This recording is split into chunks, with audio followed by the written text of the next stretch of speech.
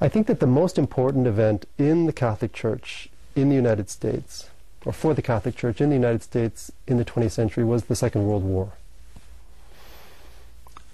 Certainly the election of Kennedy was a milestone. The Vatican Council was a milestone. The movement of the Mass into the vernacular was an incredibly important thing in the lives of Catholics. But if we look at what happened in the Second World War, what we see is that prior to the war, Catholics pretty much lived in urban ghettos. They lived in these large cities on the water, whether it was on the Great Lakes, the Eastern Seaboard, the Mississippi River. But Catholics lived in Catholic neighborhoods, and they had their own parallel society of Catholic grammar schools and Catholic high schools, a few third-rate Catholic colleges, like this one. They had Catholic hospitals. They had Catholic associations for librarians and dentists and doctors, and there was the Knights of Columbus because we couldn't get into the Elks, and there were glass ceilings throughout society, so Catholics could not rise above, shop foreman in a company. Catholics could not attend the great universities. And nativism had sort of nativism on the one hand, and then a sort of Catholic disdain for Protestantism on the other, led to a mutually agreeable standoff between mainstream American culture and then this Catholic subculture.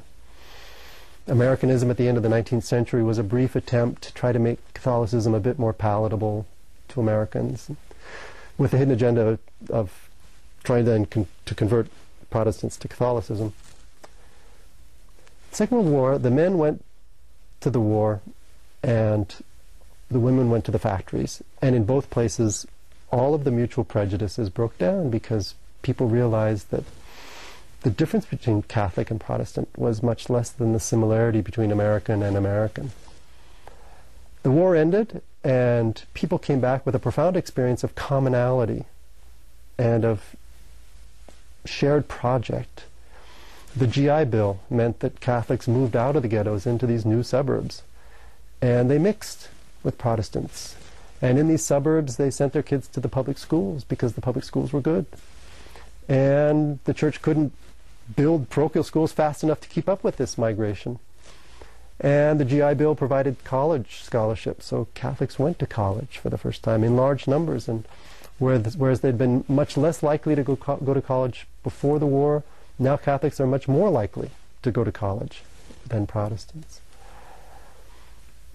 With that physical movement out of the ghettos and that sort of mixing in the suburbs, in the workplace, and with the removal of the glass ceilings, and so Catholics rose to positions of prominence in universities. As a Catholic was the president of Stanford, now practicing Catholic. And Catholics rose to the level of running large corporations and running for office now and being elected in states where the majority of voters were Protestant. With that has come a fusion of language, a fusion of projects, a fusion of... so that, well, perhaps especially in the 1980s, this was this marvelous Catholic moment where the Catholic community in the United States was really able to animate a dialogue on a national level about military policy, about economic policy, that engaged the whole nation. And yet engaged the nation on a conversation about the economy, for example, with the bishop's pastoral on the economy, using as a backdrop this Catholic notion of community, of persons in relationship with each other, of solidarity, of mutual responsibility, of self-sacrifice for the good of the other, of a preferential option for the weakest member of society. And I think Protestant mainstream American culture appreciated and profited from these types of Catholic contributions to the conversation.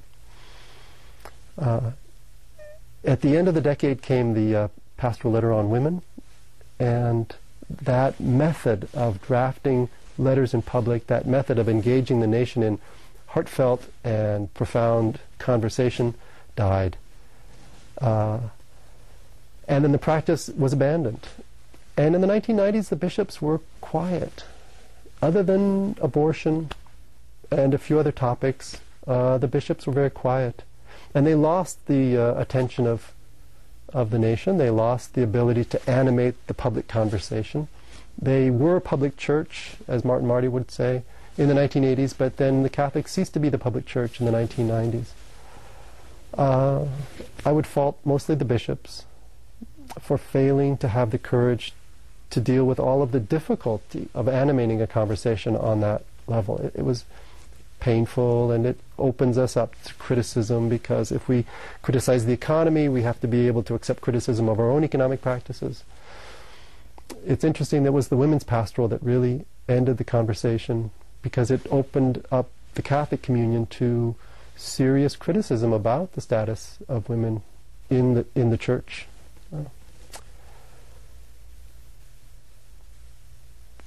The Second World War, I think, was a Rubicon, and it was passed.